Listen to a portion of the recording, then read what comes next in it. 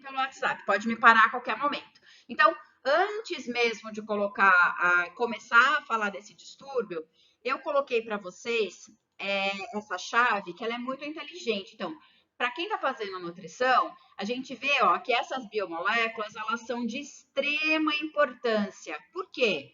Porque elas têm uma finalidade dentro do nosso organismo.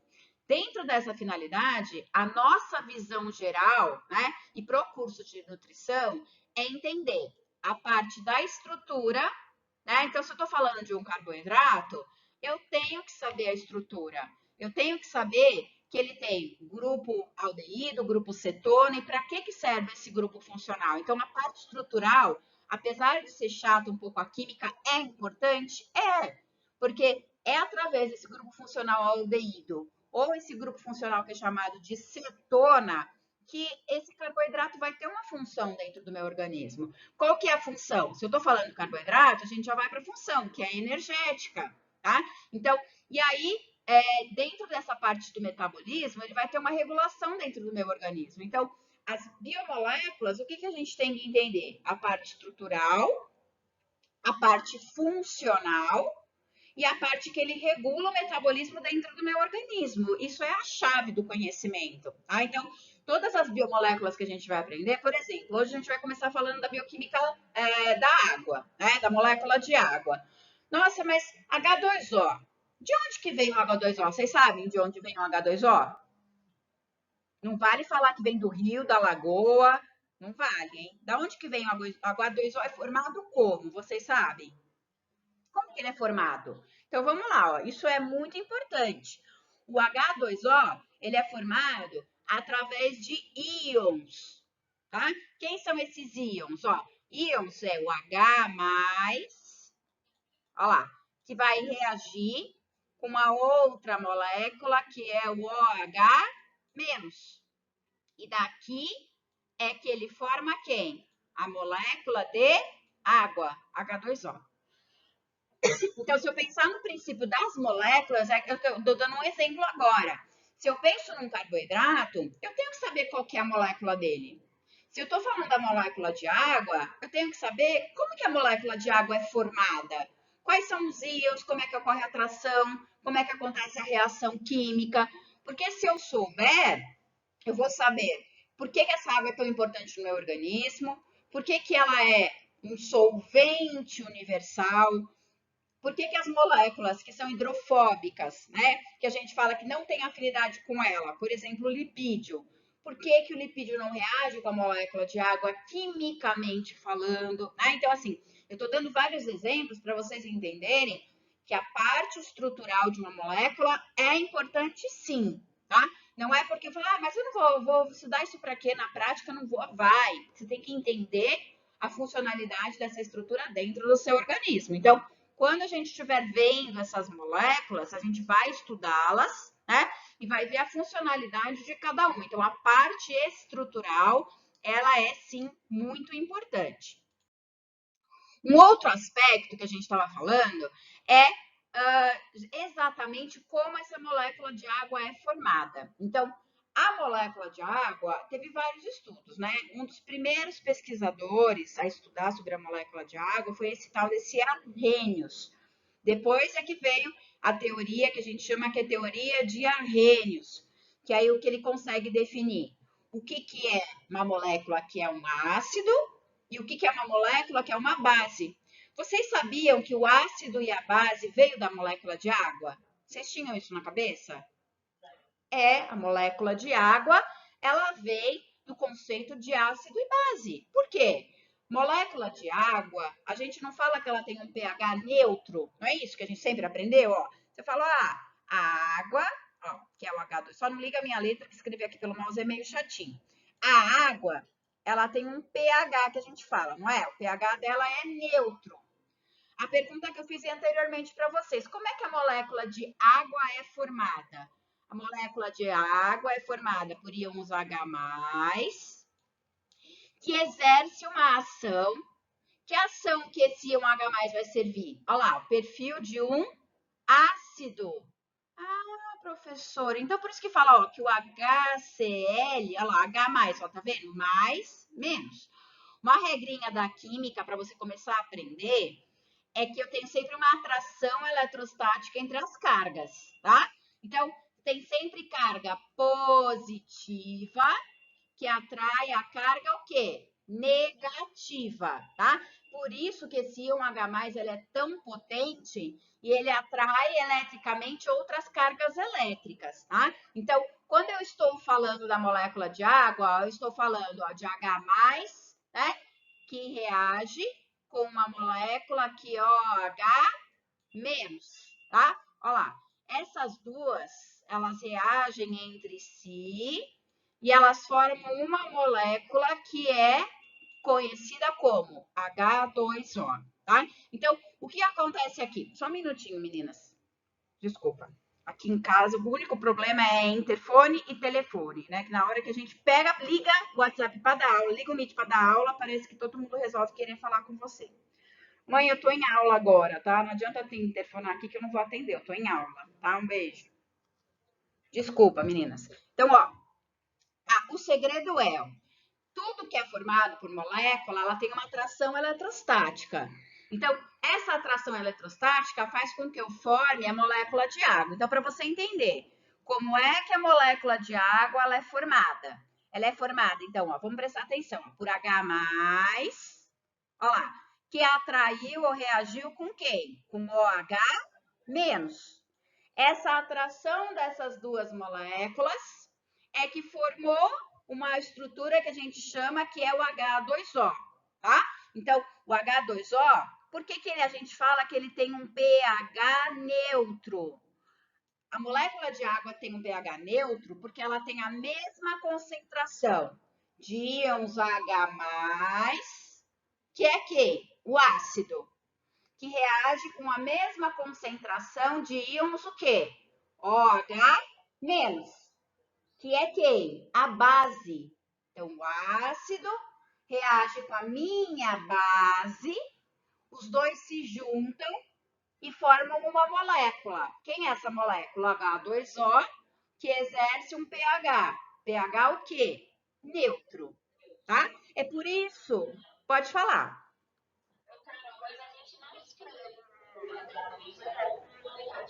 Não, é porque assim, a regra é que quando a gente está escrevendo os elementos químicos, a gente não põe cargas.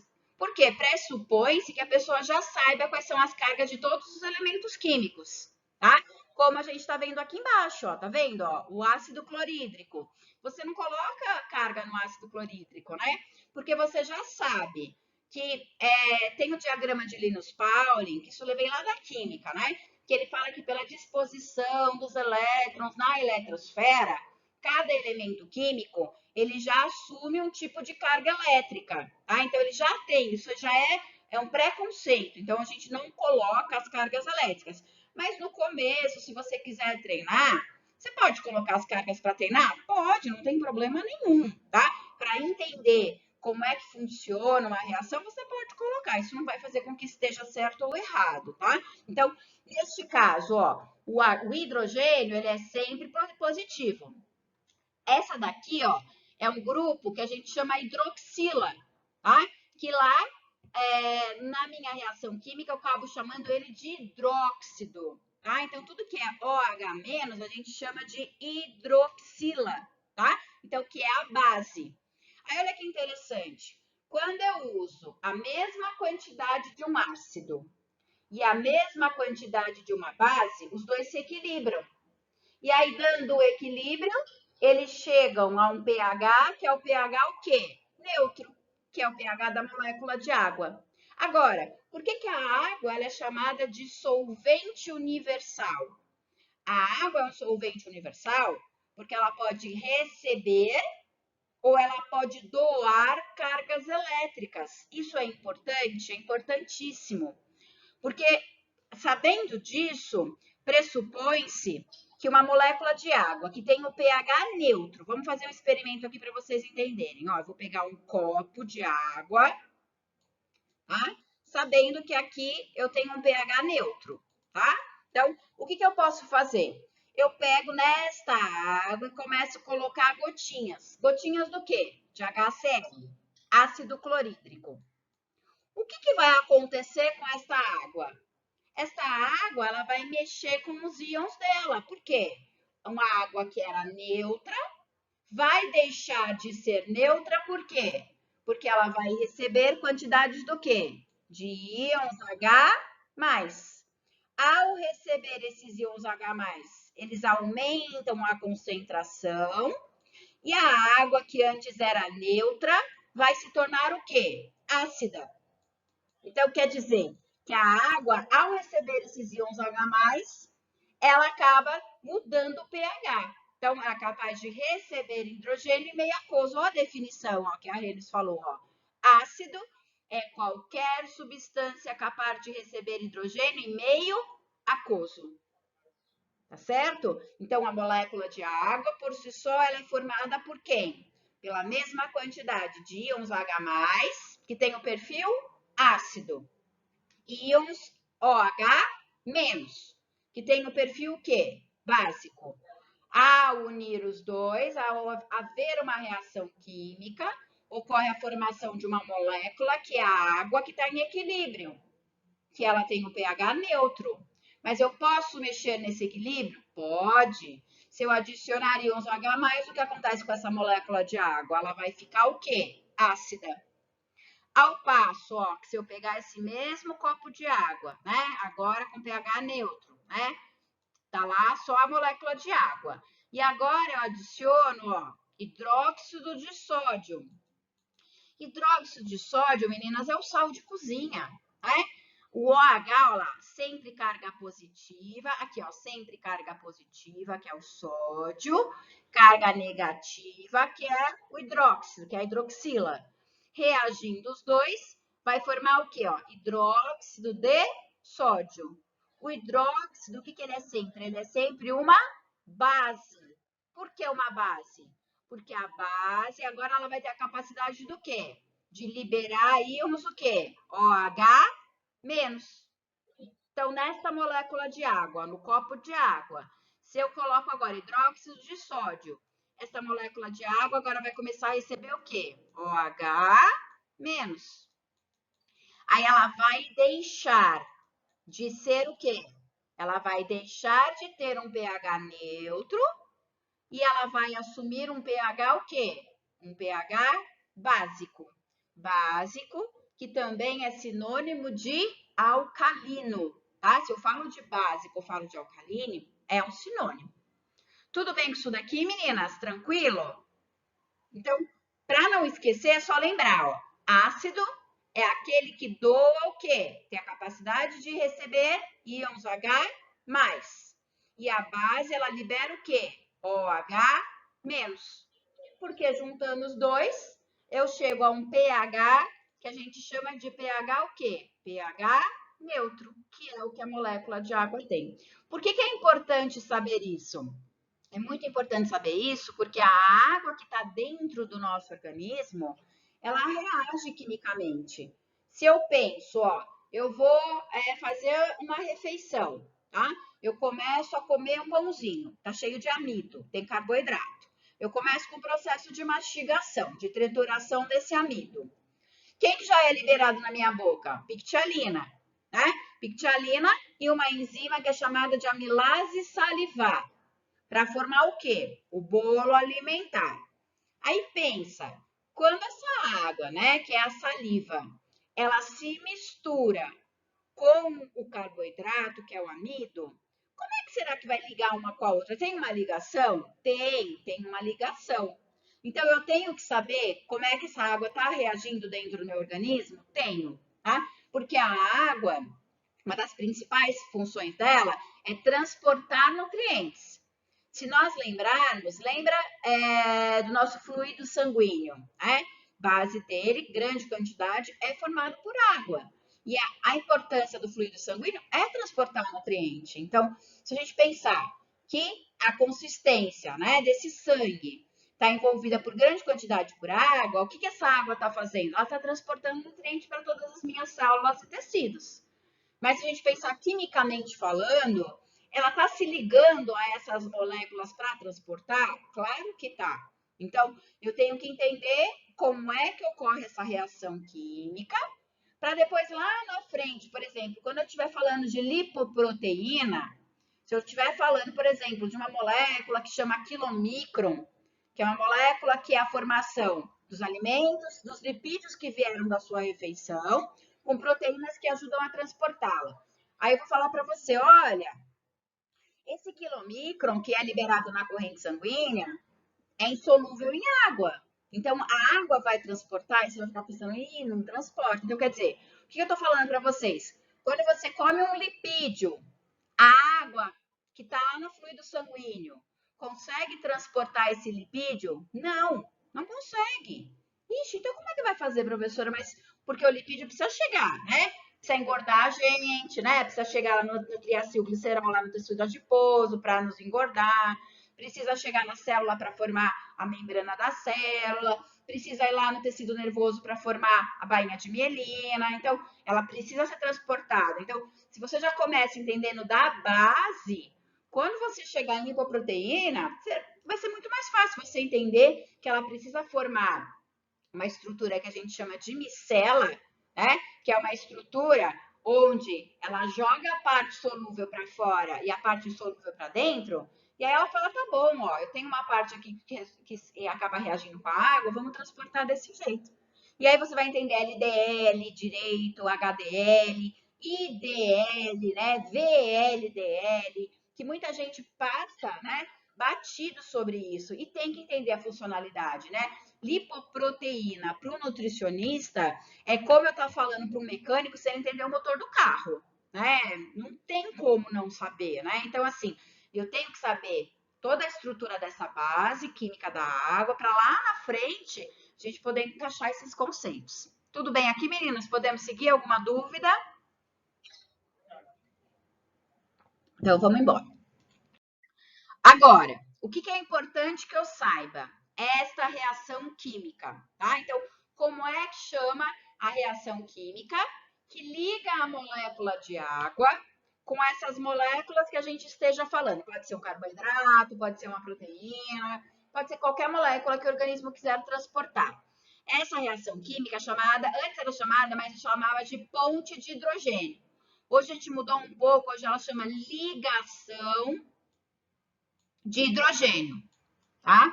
Então, o que é isso, professora? O que é essa tal ligação de hidrogênio? Ligação de hidrogênio é a ligação que ocorre em quem? Com a molécula de água, tá? E a outra molécula que ela for transportar. Então, se eu penso lá na boca, aquele exemplo que eu dei, a saliva, que contém água, essa água que está presente na saliva, ela se liga quimicamente com o alimento? Se liga.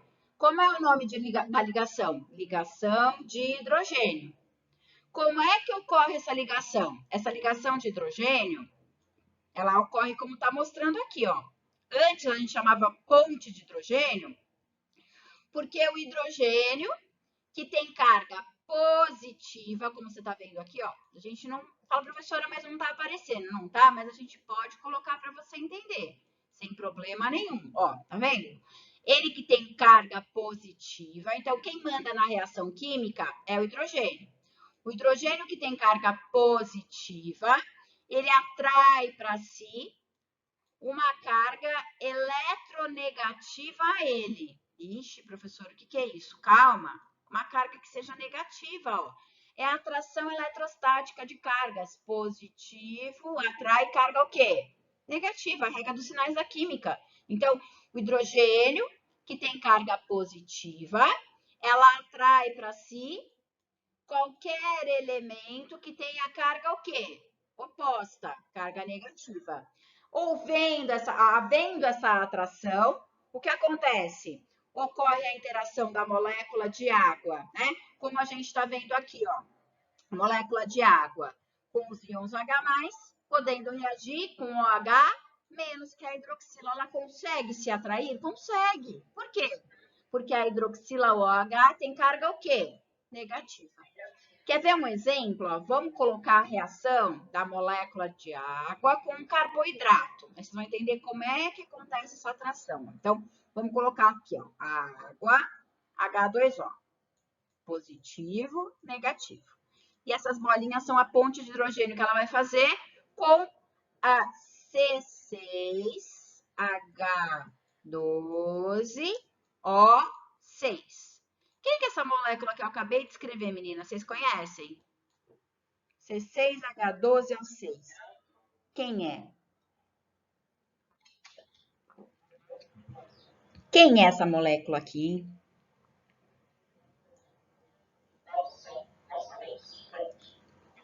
Tá vendo? É a molécula de glicose. Eita, professora, né? Tá vendo como é importante? É, mas tá vendo? Assim, é uma base que assim não tem problema. Você fala vergonha de falar que não sabe. O problema é reaver e agora entender para poder corrigir os erros. É para isso que a gente está aqui, né? Para corrigir esses erros, para sanar esses erros. Por que isso aqui é tão importante? Gente, isso aqui está correndo na nossa veia, né? Isso aqui o paciente diabético precisa fazer uso de glicose, né? Glicose é o que a gente chama, ó, na química de exose. Vocês conheciam esse nome, ó? Exose. Olha lá, com S. Exose. Sabe por que tem esse nome, exose? Isso, olha lá, ó, tem 6 carbonos, tá? Então, se eu pego, por exemplo, a glicose, né? Se a gente perguntar, será que a glicose, ela consegue reagir com essa molécula de água? Como que a gente sabe que ela tem uma atração e ela não vai ter uma repulsão? Como é que a gente sabe isso? Uma repulsão. O que é repulsão? É se afastar. Por exemplo, ó, quando eu coloco duas cargas positivas para se atrair, tá? O que vai acontecer? Se eu ponho, por exemplo, um hidrogênio para reagir com outro hidrogênio, os dois têm cargas positivas. O que vai acontecer? Ao invés deles se atraírem entre si, eles vão ter o quê? Eles vão se afastar, eles vão se ter uma repulsão, tá? Então, aqui, ó, o que a gente tem que pensar? A gente tem que pensar na ligação do hidrogênio. Como é que é a regra da ligação do hidrogênio? O hidrogênio, que tem carga o quê? Positiva, ele vai buscar na molécula qualquer elemento que tenha carga o quê? Negativa. Tem alguma carga negativa aqui? Claro que tem. Olha aqui, ó, o oxigênio. Então, ele vai se ligar à molécula, tá? Ele se liga ao oxigênio, mas como o oxigênio está ligado ao hidrogênio, ligado ao carbono, ele se liga à molécula. Isso é importante. Então, aqui eu falo que a molécula de água, ela consegue ter o quê? Uma atração. Ela vai ter repulsão? Não. Então, você pode falar que a glicose é solúvel em água. Um outro termo que a gente usa é hidrofílica. Já ouviram esse termo? Hidrofílica, né? Tudo que é hidrofílico é o quê? É solúvel em água, ou seja, ele reage com a molécula de água, tá? Então não esqueçam isso. Como é que a molécula de água ela acaba reagindo com outras moléculas através da ligação de hidrogênio? Isso acontece no meu organismo? Claro que sim, porque ela tem que fazer transporte, que é uma das principais funções da molécula de água, ela é um veículo de transporte e ela não transporta como uma enxurrada, né? Empurrando essas moléculas, não, tá? Ela tem que se ligar quimicamente. E essa interação química acontece por esse tipo de ligação. Tudo bem aqui, meninas, com essa interação química? Tá, vamos seguir então. Isso aqui é só fazendo um adendo rapidinho, só para vocês entenderem a parte do sistema tampão. Agora, como é que a gente entende quando a gente fala de pH? Primeiro, o que é pH na abreviação? Ah, professora, não sei. pH. Uma coisa engraçada que eu enchi o saco dos meus alunos é que não pode escrever pH assim, ó, tá? P maiúsculo e H maiúsculo. Por quê? Porque se você escrever assim, você está escrevendo Paulo Henrique, tá? Então, assim, o P é de potencial, então ele é sempre minúsculo. Então, pH chama potencial do quê? Ó? Do hidrogênio. O hidrogênio é sempre o quê? Maiúsculo. Por que o hidrogênio é sempre maiúsculo? Porque ele é um elemento químico. Ah, então aqui chama potencial de hidrogênio iônico, tá? Então, pH é potencial, você vê que minha letra sai horrível, né? Tem que escrever pelo mouse, mas não dá certo. Potencial de hidrogênio iônico. Isso que é pH. Então, pH, ele é importante? Ele é. Por quê?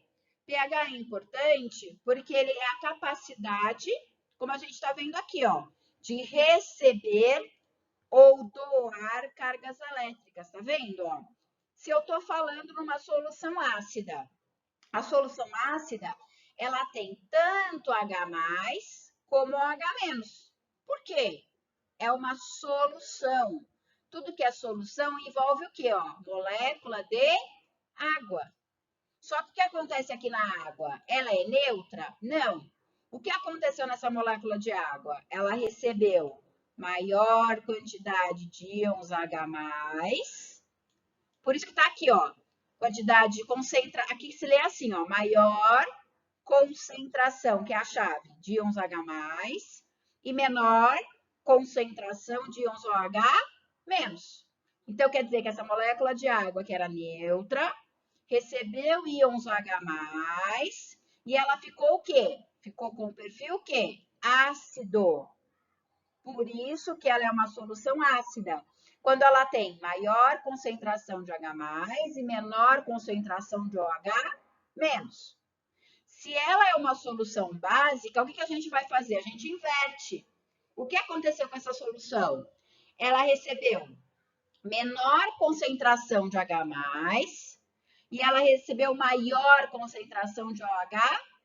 Então, a molécula de água, por exemplo, agora ela recebeu, ó, quantidade de OH-, né, que a gente chama de hidroxila, e aí ela se tornou uma substância o quê? Básica. Ah, e agora, e se ela for neutra? O que tem que ser? Deixa eu só acender a luz aqui, meninas, que tá escurecendo rapidinho, peraí.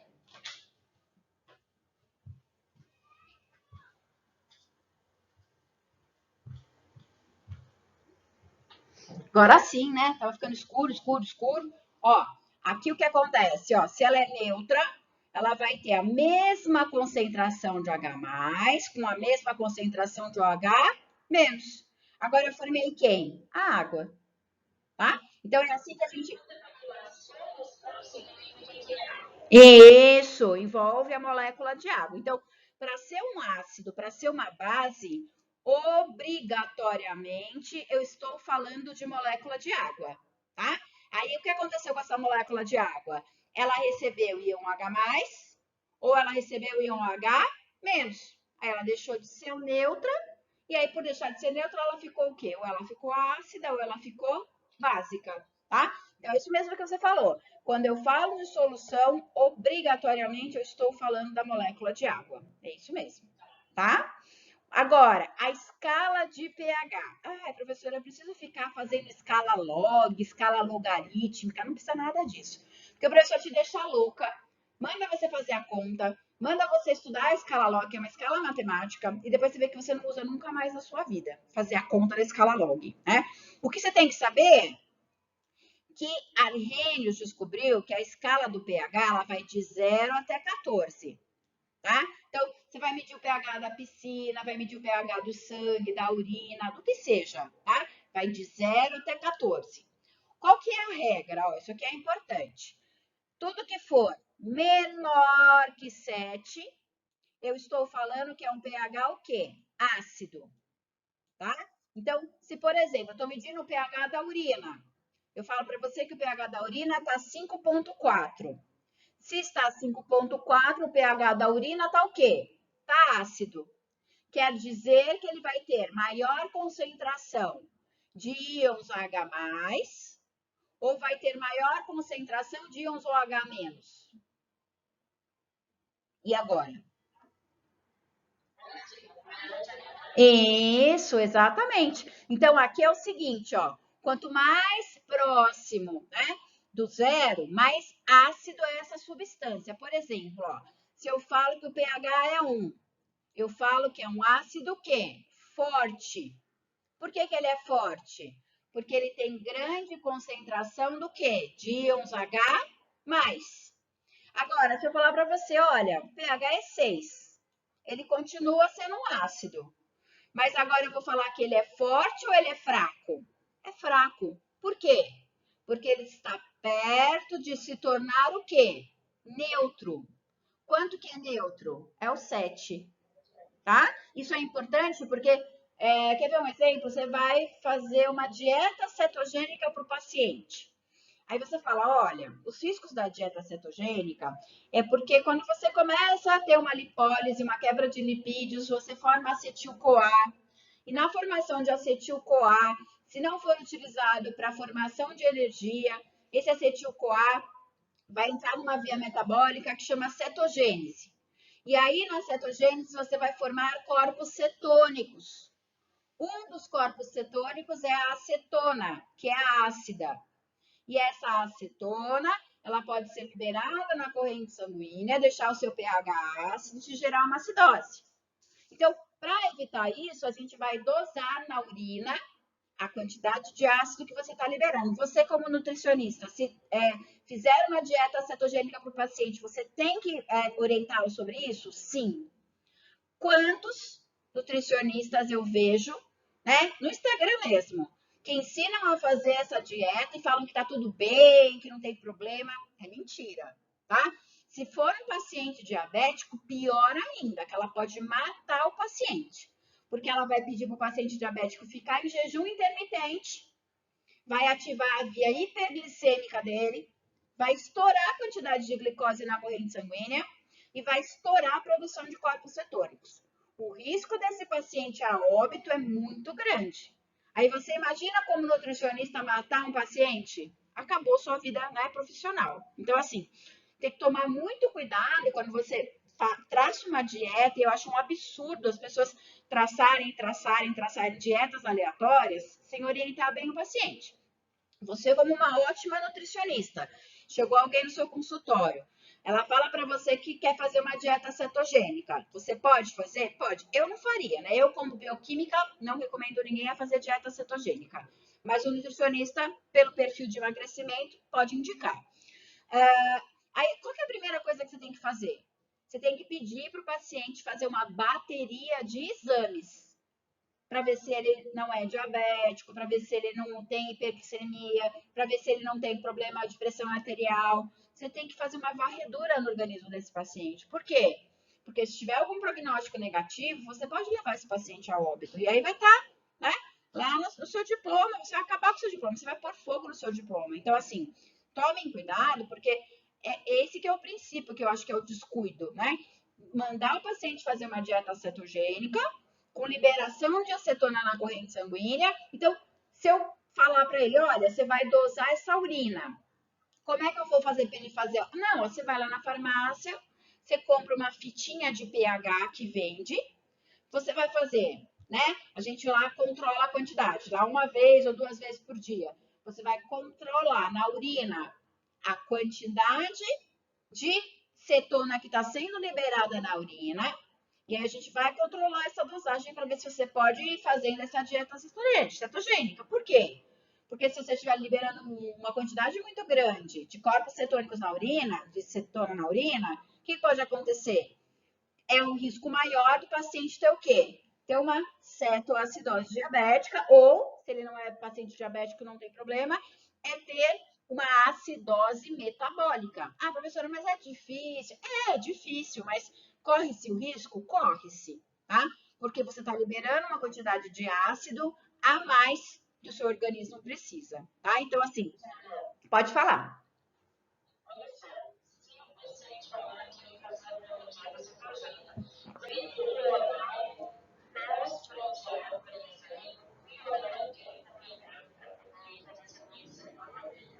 Então, na verdade, o que tem que fazer?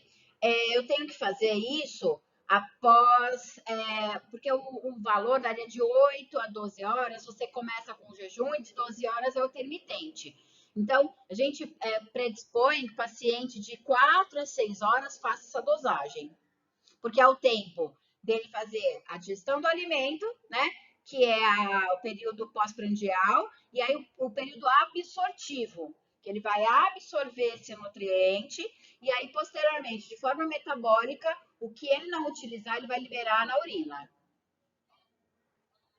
tá? Então, isso é muito importante, porque essa dosagem, ela é feita para verificar se essa concentração dessa substância ácida está sendo liberada a mais no organismo. Agora, quantos nutricionistas vocês veem prescrevendo que não orienta isso para o paciente? Muitos, né? Então, exatamente. Mas é um risco, tá? Eu já soube uma vez de um nutricionista.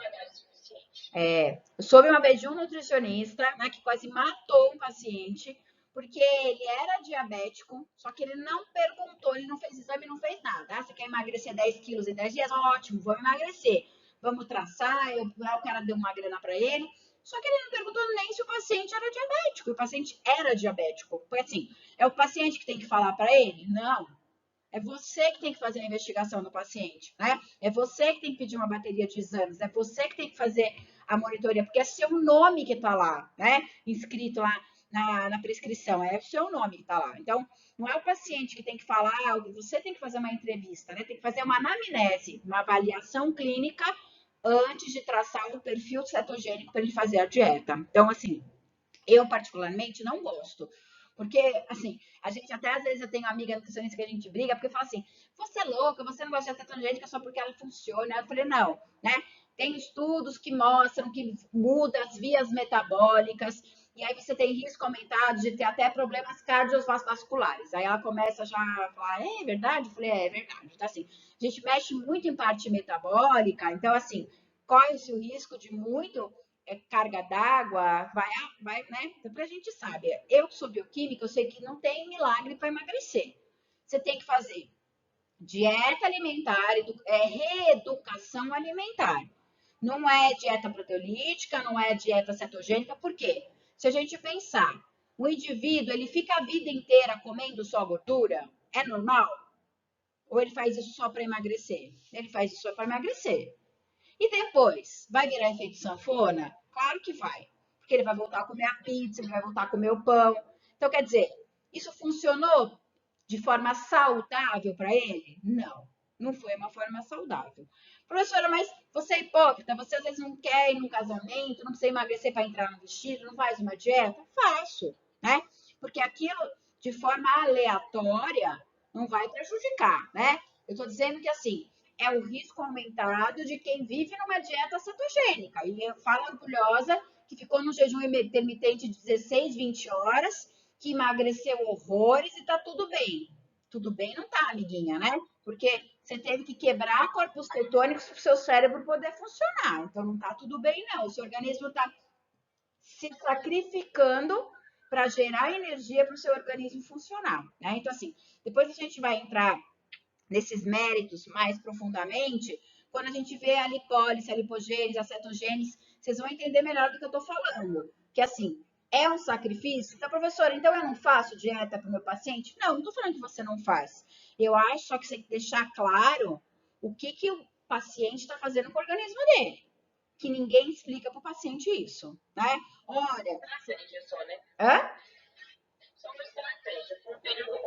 Exatamente. Então você fala, eu tenho uma viagem, eu quero estar mais magra, eu quero entrar naquele vestido. Tudo bem, cada um faz o que quer que isso não tem problema, tá? Mas assim, o grande problema é você manter a longo prazo, que aí já tem estudos que mostram que você complica até funcionamento celular. Então, assim, é estratégia de emagrecimento, mas depois eu acho assim, você conseguiu emagrecer? Então, o que a gente faz agora? Vamos fazer agora uma reeducação alimentar? Agora que você conseguiu o que você queria? Vamos voltar a comer o que você gosta mais aos poucos? Vamos distribuir as refeições, né? Vamos lá comer de 3 em 3 horas, porque é isso que é o saudável, né? É isso que o seu organismo espera. O seu organismo, ele não espera que você fique um jejum de 12, 16, 20 horas. A gente não é homem das cavernas, né?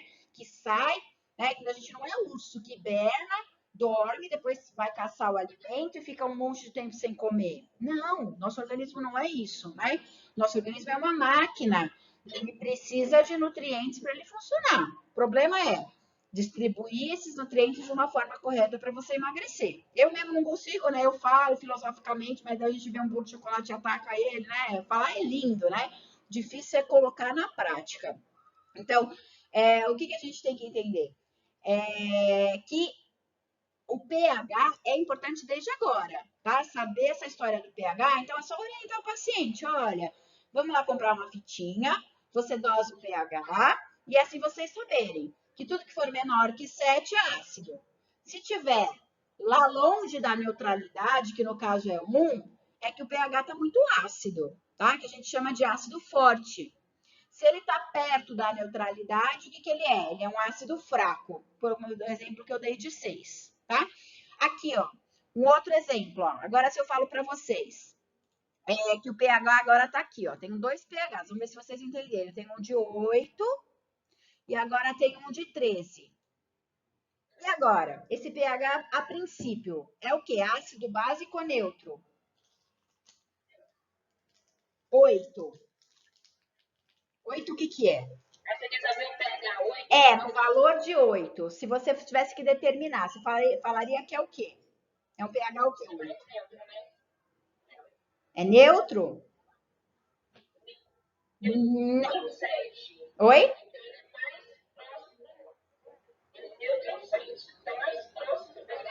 Isso. Mas toma cuidado com uma coisa. Quem é neutro? É o 7. É 7, tá? Se eu falo que o pH tá 7,000001, ele continua sendo neutro? Não. Por quê? Porque agora ele já tem uma pequena concentração de íon OH menos. Se ele tem uma pequena concentração de íon OH menos, eu chamo ele do quê? De básico ou alcalino, tá? Você vai chamar ele do quê? De base fraca. Mas você não pode falar que ele é neutro, entendeu? Então, assim, quem é neutro é o 7, número exato. Porque o pH, como é escala logarítmica, ele dá valor quebrado. Você pode falar 7,5, 8,7, você pode dar valor fracionado. Mas se você coloca assim, você mede um pH, ele dá o valor de 8. Você vai falar que é o quê? Que é uma base. E uma base o quê? Fraca. Por que é uma base fraca? Porque está perto da neutralidade. Ponto final. Tá? Agora, se você tem um pH, por exemplo, de 13. Agora, o que ele é agora, 13? É uma base, perfeito. Agora, vamos pensar. Será que ele tem maior ou menor concentração de íon H+? Maior ou menor? Mais um monte, né? Então, ele é uma base o quê? Forte. Então, 13, se eu fosse medir o pH, eu falaria que ele é o quê? Ele é uma base o quê? Forte. Por quê? Porque ele tem grande quantidade de íons o quê? OH menos. E aqui ele tem menor quantidade de OH menos, por isso que ele tem o quê? Um pH fraco. Então é uma regrinha muito fácil, meninas, para não esquecer mais, ó. Tudo que está perto da neutralidade, tudo que está perto do 7 é o quê? Fraco.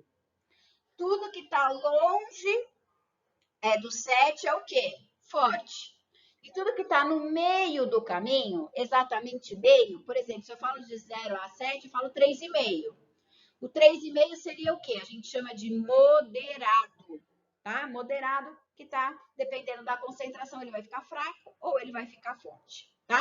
Então, isso é importante quando vocês estiverem dosando o pH de uma urina, né? Para avaliar um perfil de um paciente, tem que saber interpretar o pH, tá? Então, o pH é potencial de hidrogênio iônico e ele é a capacidade de quê?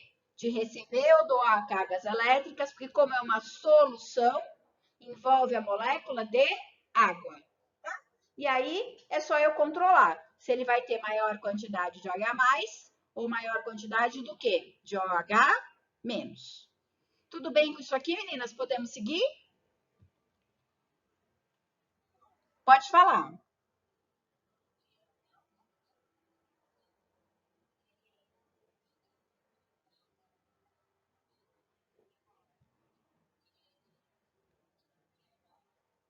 Não, uma semana não. O que a gente fala é você perdurar e mudar uma via metabólica de 6 a 12 meses, tá?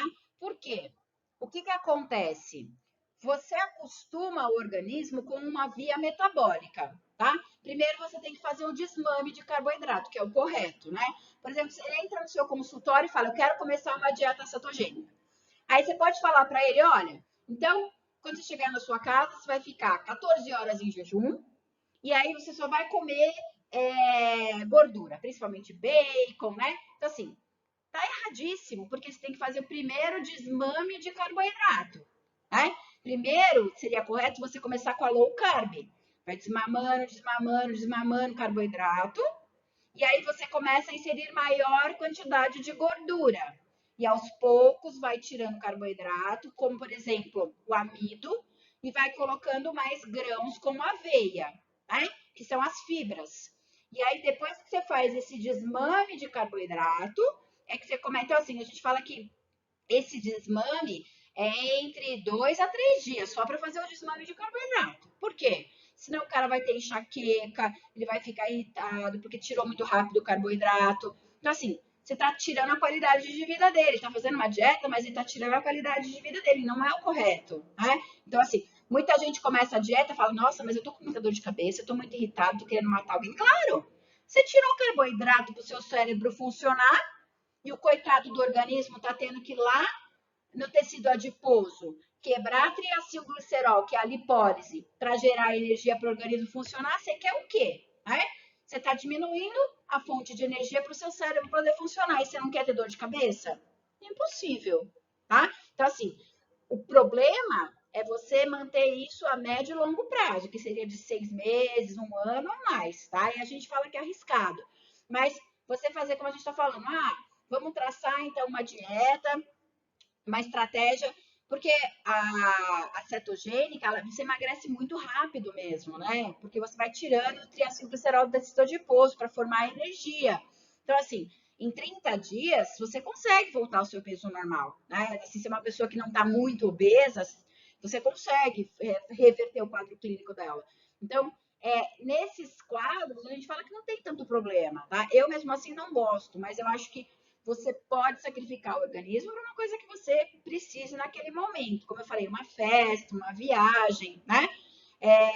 Mas a médio e longo prazo, o que acontece? Você muda muito a rota metabólica. O que é mudar a rota metabólica? Você primeiro está numa rota de carboidrato, onde você pega a glicose, transforma em piruvato, acetil-CoA, que é a respiração celular. Aí, de repente, não tem mais glicose. Se não tem mais glicose, não tem mais piruvato, não tem mais acetil. Você precisa de acetil para começar o ciclo de Krebs. Aí, o que vai acontecer? Você vai pedir uma via metabólica alternativa, que é principalmente dos lipídios, que é a lipólise, para conseguir transformar em acetil-CoA. Só que você muda a velocidade das reações químicas, você muda as enzimas. Então, quer dizer, mudar a velocidade da reação química é mudar a intensidade do funcionamento dos seus órgãos. Olha o risco. Então, assim, a médio e longo prazo, você pode ter uma arritmia cardíaca, porque o seu coração está dando energia para ele funcionar de um jeito, né, de uma forma muito esdrúxula. E aí, depois, numa dieta, você dá um outro tipo de energia. Ele vai mudar as rotas? Vai. E aí, a médio e longo prazo é que isso pode ser sentido. Entende o ponto de vista? Então, assim, eu não estou falando que, assim, não é mais para fazer, porque se você um nutricionista não for dar uma dieta cetogênica, né, eu falo, pô, que nutricionista é esse? Eu fui lá para ele me receitar, ele falou que não faz. Todo nutricionista tem que fazer. Só que eu acho que o correto é orientar o paciente, explicar para ele o que ele está se enfiando, né? O que ele está se metendo. Que ele pode ter dor de cabeça no começo, que ele pode ter irritabilidade, e explicar por quê. Por que isso vai acontecer, tá? Eu não ouvi, tá muito baixinho.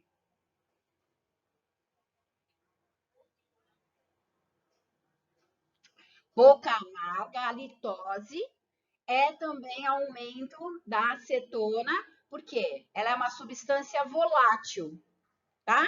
E aí, quando ela fica na corrente sanguínea, ela é eliminada principalmente através da expiração. Então, ela vai sendo eliminada e aí dá aquela halitose, tá? E aquela boca amarga é justamente aquele gosto estranho, porque ela está sendo liberada pela expiração, essa acetona. Tá? Então, o perfil do paciente que começa a fazer esse tipo de jejum é justamente isso. Tá? Vamos.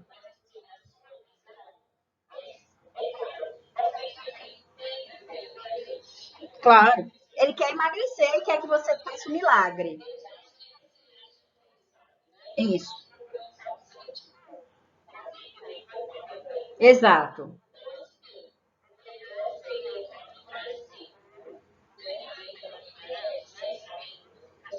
Isso.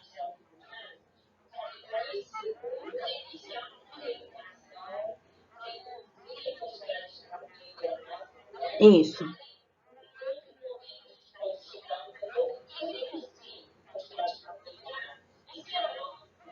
Sim, sim, sim.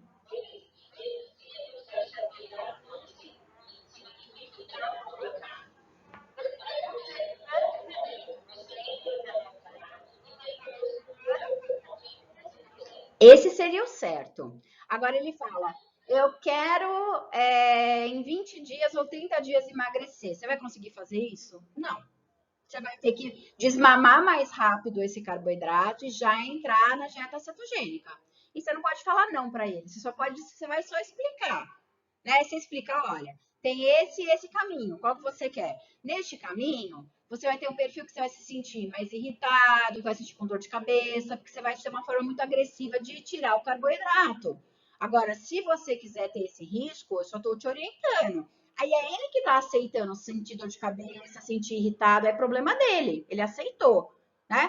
Só que eu acho que é por direito do paciente saber, né, o que ele está fazendo. Porque quando eu acho ridículo, as meninas falam, minha calça, né? Mas não tá falando o que ela teve lá, o metabolismo, como é que alterou, como é que não alterou. Que emagrece, é óbvio que emagrece, é óbvio. Ela não precisava nem mostrar a calça dela, né? Soltando, caindo do corpo para mostrar que emagrece. Isso é óbvio. Mas cadê os efeitos? Cadê como é que o organismo funciona? Então, acho que assim, é o que você realmente falou. É fazer a anamnese, é fazer a avaliação e falar, olha, eu como nutricionista, né, eu tenho por obrigação de mostrar quais são as variáveis. De repente, você não acha que seria mais viável fazer uma reeducação alimentar? Você vai demorar um pouquinho mais para emagrecer, mas isso vai durar a sua vida toda, porque você não vai ficar fazendo esse efeito sanfona de ficar cortando tudo que é comida, ficar passando vontade, e aí depois lá na festa você já começa a comer, porque você já se sacrificou muito, já entrou no vestido, lá na festa você já começa a descontar o que você. Aí você vai cortar muito rápido, você vai voltar. Aí depois você vai voltar 30 dias aqui de novo, quando tiver uma outra festa, você vai emagrecer de novo. Então, assim, eu acho que a obrigação do nutricionista é mostrar quais são as variáveis. Agora, a escolha do paciente, ele escolhe o que ele quiser, o corpo é dele.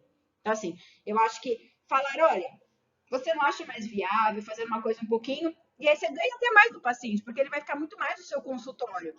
Para você fazer uma reeducação alimentar, você vai montando cardápios variados, né? Você vai fazendo a pesagem, medida de perda de peso, você vai ganhar muito mais tempo aquele paciente no seu consultório de quem fez uma dieta low carb de um curto período, emagreceu e foi embora. Concorda? Então, assim, se você conseguir convencer ele que é muito mais saudável para o organismo, né?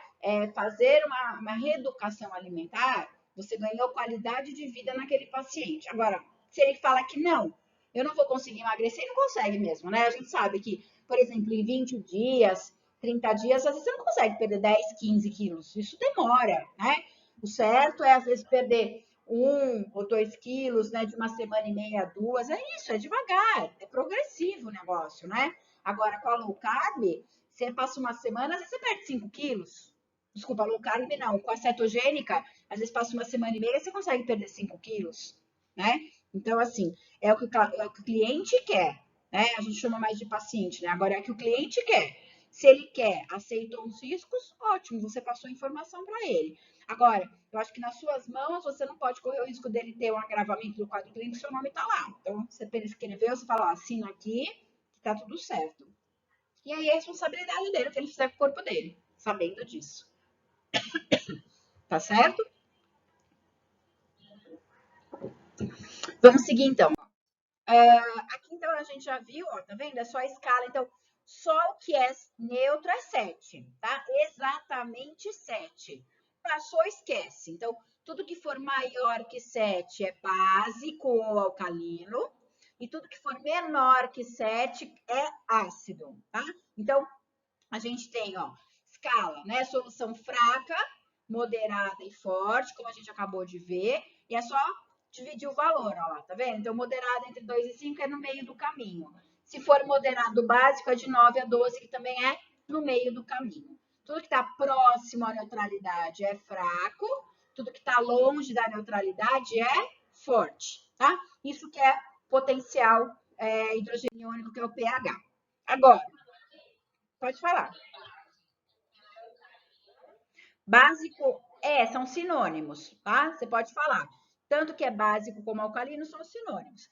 Portanto, que você vê que o paciente, quando tem excesso de ácido na corrente sanguínea, você fala que ele tem uma alcalose, tá? Você não fala uma basidose, né? Você fala que ele tem uma alcalose, porque ele tem excesso de base na corrente sanguínea, tá? Então, aqui, ó, pro pH do sangue. Por que é extremamente importante manter esse pH nos valores de padrão? Porque você pode até matar o paciente porque a célula não aguenta receber substâncias muito ácidas ou substâncias muito básicas. Então, o pH do sangue, quanto que é o valor dele? Ó, tem que ser entre 7,35 e 7,45. Tudo bem, meninas? Ó, 7,35 a 7,45, tá? Esse que é o valor do pH. Então, sabendo disso, 7,35 a 7,45, isso é um pH o quê que a gente acabou de ver? É ácido, é básico ou é neutro? Isso, perfeito. Então, eu posso afirmar que o pH do meu sangue é uma base, e é uma base o quê? Fraca, tá? Por que é uma base fraca? Porque está perto da neutralidade. Isso faz mal para o organismo? Não. Por que o pH do sangue é básico, professora? Porque no meu próprio sangue está cheio de bases envolvendo. Tem proteínas que são bases, tem o fosfato, que é uma base, tem a hemoglobina, que é uma proteína, que é a base, tem enzimas, tá? Então, ser uma base não é um problema. Por quê? Porque eu tenho muita substância presente na minha corrente sanguínea que é uma base. E a base, a gente tem que lembrar, o efeito dela não é tão grave como um ácido. Se eu jogar uma base na minha pele, o que ela tem a princípio fazer? Grudar, tá? Ela só cola. O ácido, o efeito é o contrário. O que ele faz? Ele corrói, tá? Então, por isso que a gente fala, é muito mais grave eu ter um episódio de acidose, que é o pH ácido, do que ter o quê? Um quadro de alcalose. Por quê? Porque a base é mais fácil de ser ministrada no meu organismo. Já está cheio de base no meu organismo. Isso não é um problema. Um problema é eu pegar uma célula, investigar o que tem dentro de uma célula. Eu vou achar um monte de proteína lá dentro que é básica. Isso não está prejudicando o funcionamento dessa célula. Agora, se eu achar ácido na célula, eu vou ter um problema? Vai. Por quê? Porque esse ácido vai mexer com a pressão osmótica que aquela célula exerce. O que é a pressão osmótica? É o controle da entrada e saída de nutrientes. Aquela célula não vai aguentar. O que ela vai acontecer com ela? Pum, uma lise, uma morte celular. Então, quer dizer, o grande vilão é o ácido, tá? É o ácido que corrói e destrói as nossas células. Então, aqui a maioria dos pacientes, eles vão a óbito no pronto atendimento, né? Quando eles entram, por exemplo, já em estado de coma, quando eles têm um quadro de acidose, tá? Então, aqui, ó, 0,35 a 0,45, tá? A faixa normal, tá vendo? Isso aqui é dentro do padrão. Por que aqui tá falando aceta venoso e aqui tá falando sangue arterial?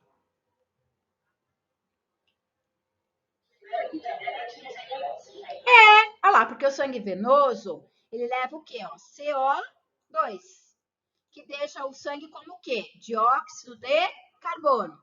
Que aí, quando ele reage com a molécula de água, ele forma o quê? O ácido carbônico, tá? O ácido carbônico é que justamente pode matar esse paciente. Então, a água reage com o CO2 e forma um ácido muito grave, que chama ácido carbônico. Esse ácido carbônico pode matar o paciente? Pode, tá? Quando é sangue arterial, está transportando o quê? Oxigênio. Então, aí eu não tenho um ácido, por mais que seja grave, né? O excesso de base pode também matar, é muito difícil eu chegar a um quadro de alcalose ao ponto de matar um paciente, tá? Então, é muito mais fácil matar um paciente por acidose do que alcalose, tá? Então, a base não é um problema para o organismo. Quem é um problema são o quê? São os ácidos, tá? Principalmente o meu pior inimigo que está na minha própria respiração, que eu formo quem? CO2, que reage com a água e forma o ácido carbônico, tá? Que é o que pode realmente me matar.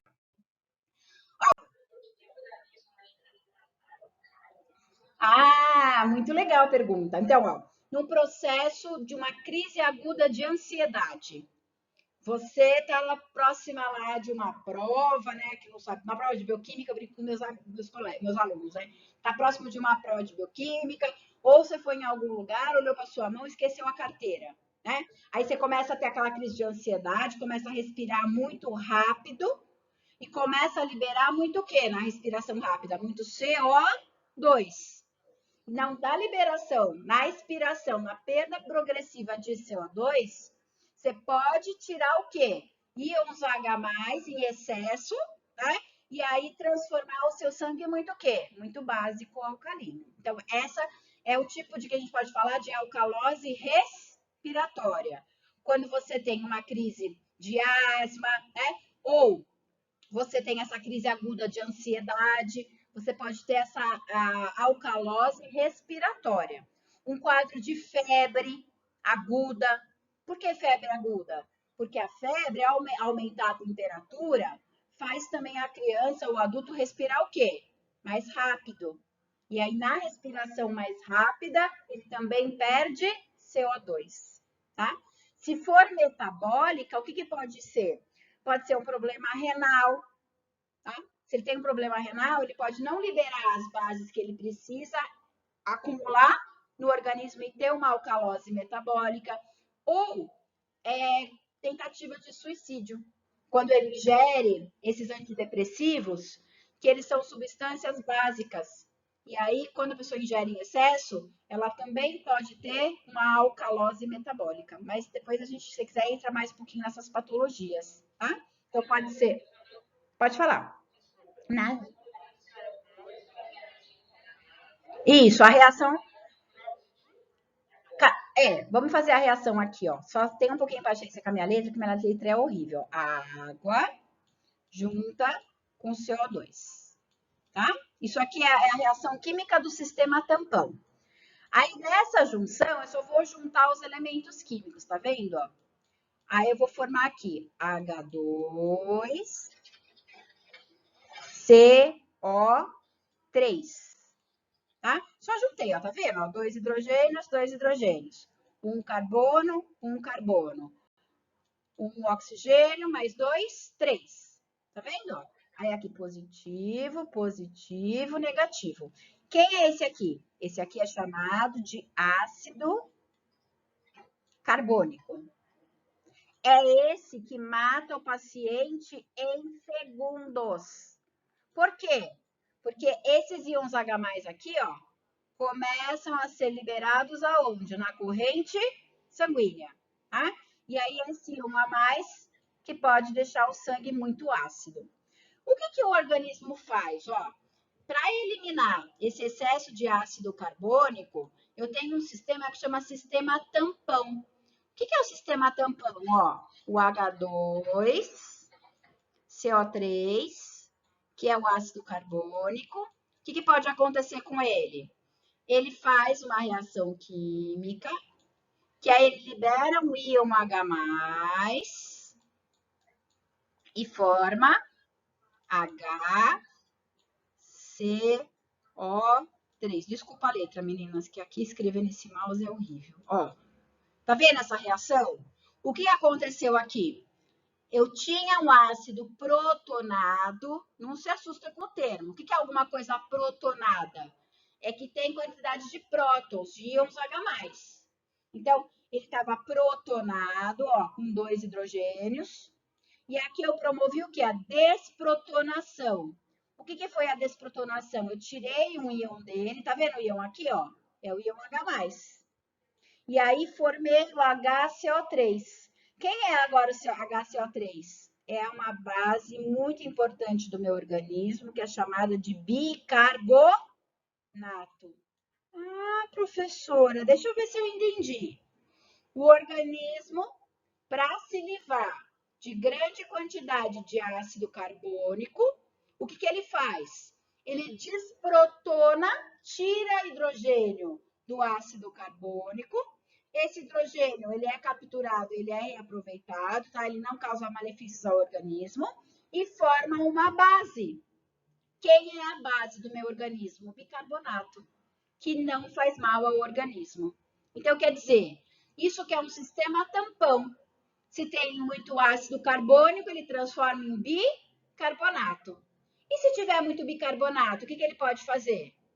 Ele adiciona íons H+, forma o ácido carbônico e dissocia em H2 e CO2. E libera esse excesso de ácido ou de base.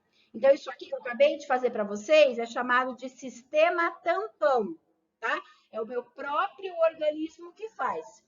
O sistema límbico, tá? Aqui no cérebro, controlado, né? Sistema nervoso central, minuto a minuto, controla esses valores de pH do seu organismo. Todos. Nós somos uma máquina embutida, tá? pH do sangue, pH da saliva, suco gástrico, suco pancreático, líquido sinovial, é tudo controlado pelo sistema tampão, minuto a minuto, tá? Para manter o pH constante de todos os fluidos corpóreos. Mas eu tenho alguém ali que se alterar, mata. Então eu tenho que ficar de olho. O pH, se eu for pensar, o pH do estômago, ele mata o paciente? Não, tem uma gastrite. A urina mata? Não, vai ter uma acidez na urina. Mas e no sangue? Ah, no sangue mata, tá? Então, ele tem que monitorar constantemente esse controle desse pH, que é chamado de sistema tampão. Então, ótima pergunta que você fez, que já seria o próximo slide, de falar como é que o organismo controla esse excesso de ácido ou esse excesso de base, tá?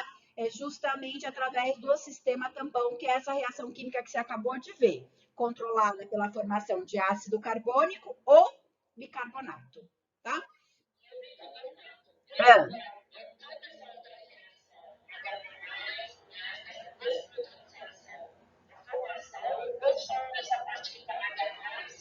Não, o sistema tampão é do começo ao fim. É desde aqui que eu desenho. Bicarbonato é o HCO3. Bicarbonato é esse aqui, ó, tá?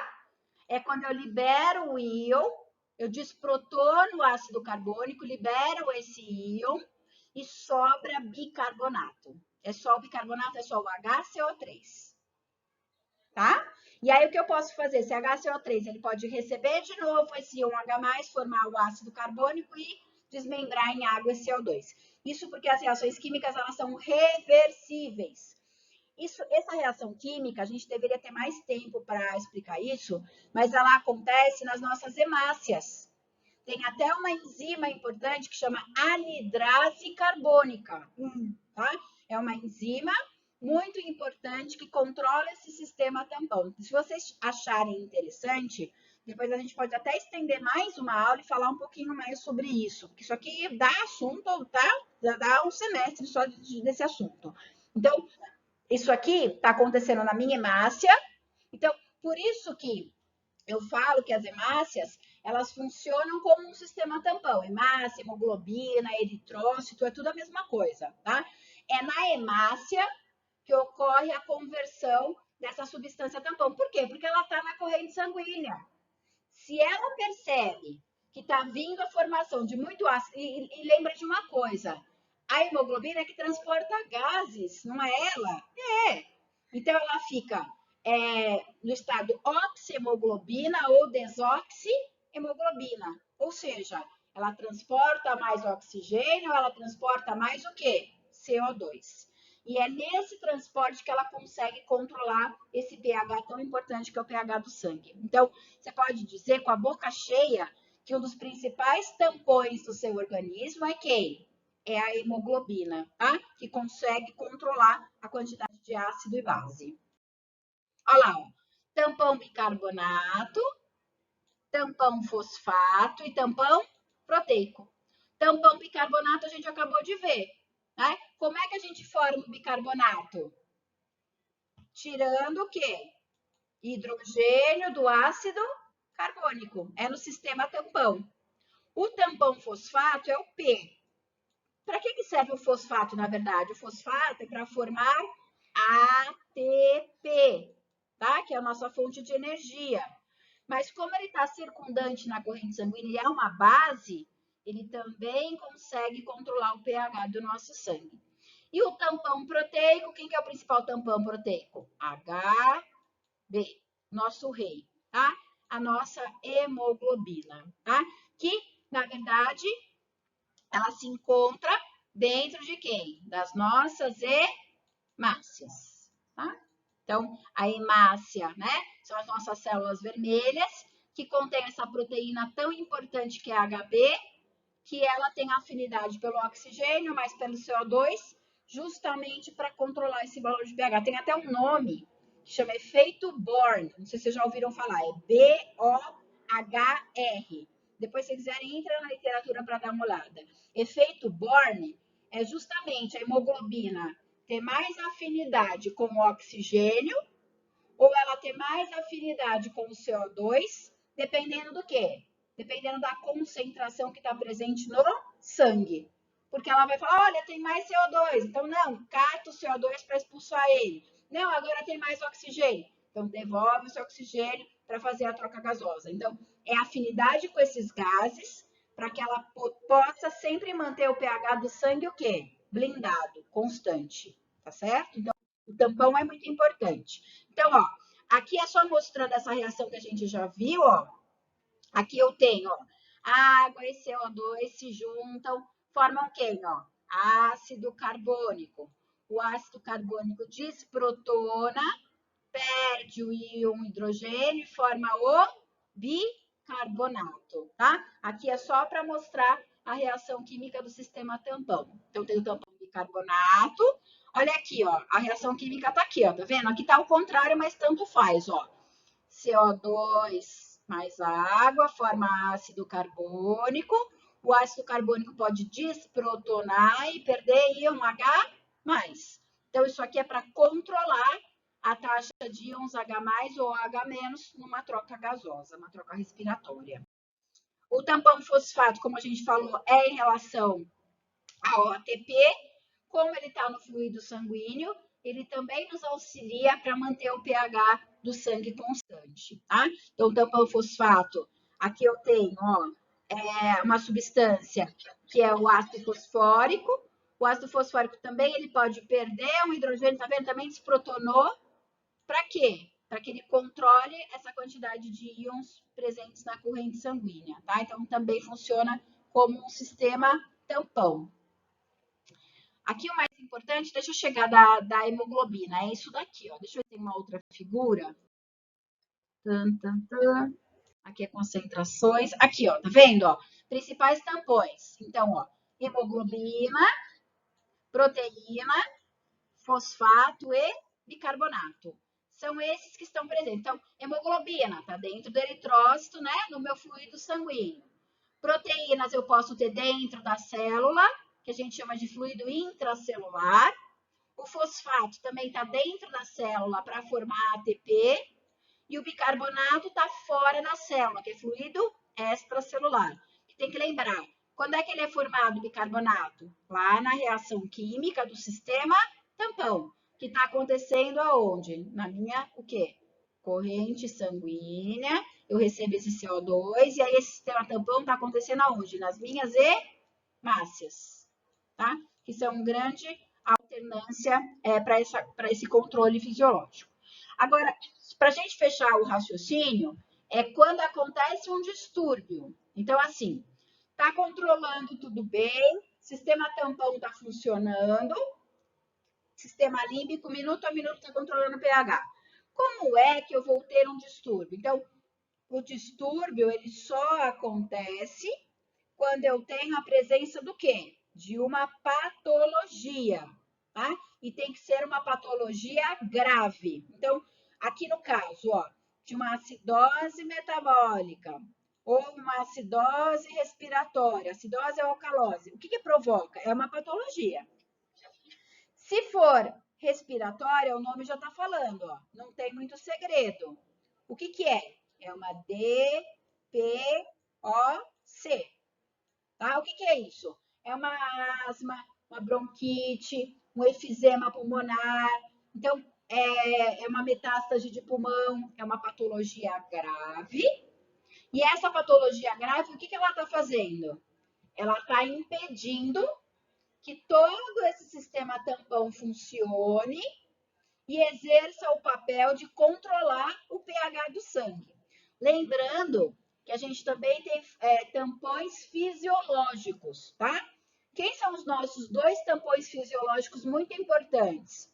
Dois tampões fisiológicos, além desse químico que você viu, é de quem? É do sistema respiratório e o sistema renal, tá? Então, o sistema respiratório e o sistema renal, eles também funcionam como um sistema tampão, tá? Por quê? Ó, respiração, expiração, inspiração, está expulsando CO2 ou acumulando CO2. Se tiver o rim, também ele ajuda. Por quê? O sistema renal, ele também elimina ácidos e bases, tá? Então, sistema tampão fisiológico é respiratório e renal, os dois. Só que o sistema respiratório, ele funciona muito mais rápido. Por quê? Quantas vezes a gente respira por dia? Ah, é imensurável, né? Então, você consegue eliminar ou reter ácidos e bases mais rápido. Então, sistema respiratório, eu consigo controlar ele mais rapidamente. Agora, o renal também funciona como um sistema tampão, mas ele é um pouco mais lento. Por que ele é mais lento? Porque você bebeu a água entra no organismo, ela é metabolizada, e é depois de um tempo que você vai eliminar, tá? Mas os rins também funcionam como um tamponamento do organismo, tá? Não pode esquecer. Então, aqui as patologias são: se for acidose ou alcalose respiratória, é DPOC, tá? É problema respiratório, qualquer que for, grave, tá? Porque se não for grave, o organismo consegue corrigir. Se for aqui lembrando, ó, que se for alcalose, como você mesmo perguntou, pode entrar também o quê? Crise aguda de ansiedade, né? Porque eu vou respirar mais rápido, ou uma febre, também pode causar uma alcalose respiratória. Agora, se for acidose ou alcalose metabólica, está envolvendo reação química. Então, quem que é? É a DM, é a diabetes mellitus, é uma ingestão acidental de um medicamento, né? Ou a pessoa tentou suicídio mesmo, né? Uma substância que você ingira, faça ingestão muito, né? Concentração muito ácida, ou na metabólica também entra problema renal. Então, o paciente tem uma insuficiência renal. Ele pode ter uma acidose ou uma alcalose? Pode, tá? Então, aqui, ó, são patologias graves que mexem com reações químicas do organismo, se for metabólico. Se for respiratória, ou é DPOC, né?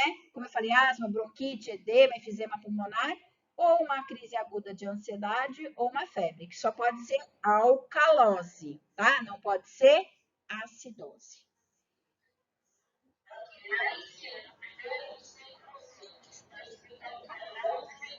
Tá, isso. Não, a alcalose metabólica é a alcalose respiratória. Aqui, ó. Metabólica é só problema renal. É porque aqui em cima é metabólica e aqui embaixo é respiratória, tá? Então, aqui é problema disfunção renal ou uma ingestão de antidepressivos. A pessoa quer se suicidar e ingere grande quantidade desses antidepressivos. Eles são bases. Então, quando ela ingere, eu vou ter uma carga muito grande de base e essa base é um elemento químico que vai reagir no meu organismo. E aí vai gerar essa alcalose metabólica, tá? Se for aqui na acidose metabólica, ó, também pode ser problema renal. Só que agora entra a ingestão de substâncias ácidas, por exemplo, aspirina, o ácido acetil salicílico. Aqui entra a acidose metabólica, tá? Ou aqui entra o grande problema que a gente vai ver um pouquinho mais para frente, que é diabetes mellitus, acidose metabólica. Não é nunca alcalose, tá? É sempre acidose metabólica envolvendo a diabetes, tá? Se for respiratório aqui, é problema pulmonar. Agora, uma coisa importante também que você me chamou a atenção, que eu tinha esquecido de falar. Quando eu tenho um problema que a gente envolve problema metabólico, a gente sempre envolve aumento ou diminuição do bicarbonato. Tá vendo, ó? Que aqui, ó, se eu tenho alcalose metabólica, quem que aumentou? O bicarbonato, ó, tá vendo? Aumento da concentração de bicarbonato.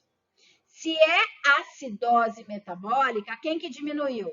Diminuição do bicarbonato. Então, quando é metabólica, eu sempre mexo com quem? Eu sempre mexo com o bicarbonato. Se ele aumenta, o nome já diz, se bicarbonato é uma base, ele aumenta, vai dar o quê? Alcalose. Se diminui o bicarbonato, vai dar o quê? Massa, porque pensa assim, o organismo é um equilíbrio. Eu tenho que estar tudo em equilíbrio. Se ele aumenta a concentração, é ele que vai gerar o problema. Já na respiratória é mais fácil, ó. Por quê? Se for alcalose, quem que vai diminuir agora? Concentração de quem? Do CO2. É o que a gente acabou de falar.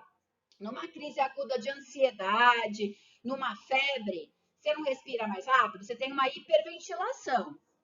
Aí o que vai acontecer? Na hiperventilação, você vai perder mais rápido o CO2, vai descompensar o equilíbrio ácido básico, e aí você vai começar a ter um sangue mais o quê? Alcalino, tá? Porque você perdeu muito CO2 numa respiração muito rápida, tá? Você respira muito rápido.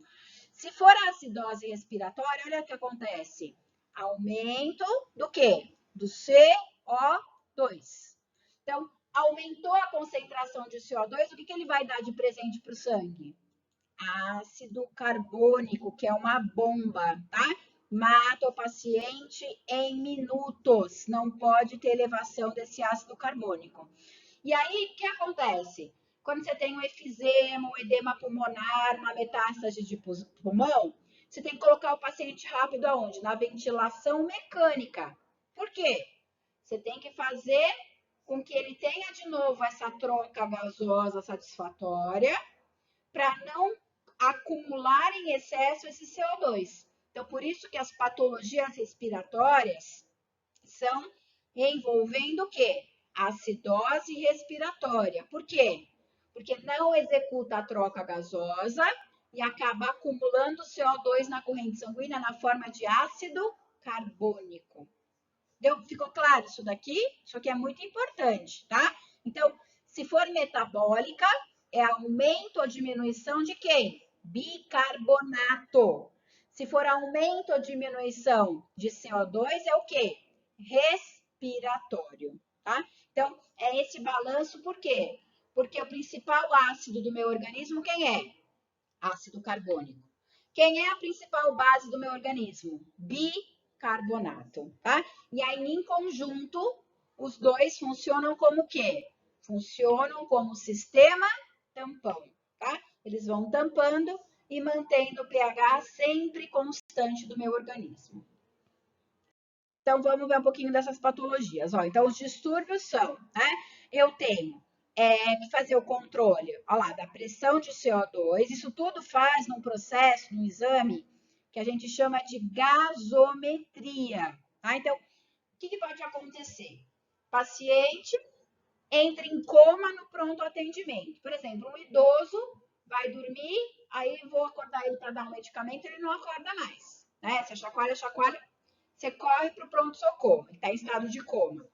E aí, entrou no pronto atendimento em estado de coma, é uma lacuna para o médico, porque ele não sabe nada daquele paciente. O que ele tem que fazer? Além da anamnese, que a gente já falou aqui, fazer uma bateria de exames. Aí, nessa bateria de exames, o que ele faz? Um dos exames mais importantes para avaliar o pH é o quê? Essa tal dessa gasometria. Tá? Então, eu faço a gasometria. O que é a gasometria? É uma coleta de sangue arterial que eu processo, coloco a heparina para não coagular o sangue, coloco numa maquininha e a maquininha vai avaliar vários valores. Vai avaliar pressão parcial de CO2, pressão de oxigênio, valor do pH, base tampão, que é o bicarbonato, e os BTTs, vai avaliar tudo, tá? Aí o médico vai olhar aquilo e frente àquele resultado é que ele vai entrar como um prognóstico para o paciente, ou seja, vai fazer um tratamento que a gente já vai ver o que ele faz. Então, assim, ó, se o paciente, ó, diminuir o valor do pH, então tudo que for menor, lembra que o valor do pH é 7,35 a 7,45. Então, toma cuidado com isso, ó, porque tudo que for menor que 7,35 é o quê? É uma acidose. Ah, professora, mas o pH dele, meus alunos erravam tanto, mas tanto em prova, porque eu colocava casos de gasometria, aí colocava assim, que o pH do paciente está 7,1. Aí ele olhava 7,1 e falava, ah, o pH do sangue tá o quê? 7,1 está próximo a uma neutralidade, né? Por quê? Tá um pouquinho maior. Aqui, se a gente fosse avaliar a escala do pH, isso estaria o quê? Isso estaria o quê? Alcalino, não é? É, mas não é assim que eu leio. O que eu tenho que interpretar? Que tudo que for menor que 7,35, o que é? Ele entra numa alcalose, numa acidose, tá? Então, assim, ó, 7,1 é um valor que já diminuiu do 7, acho que tem alguém falando junto, né? Gente, só desliga o áudio, porque aí sim fica difícil. Oi? Vamos só esperar um pouquinho, porque eu não consigo raciocinar e acho que vocês não conseguem também ouvir, né? Que fica. Acho que agora foi. Não, ainda tem um fundinho. Foi?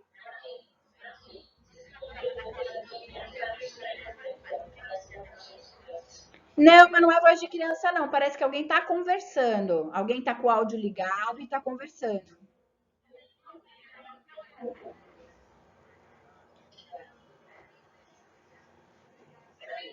Vamos ver se é isso, porque aqui em casa tá bem quietinho.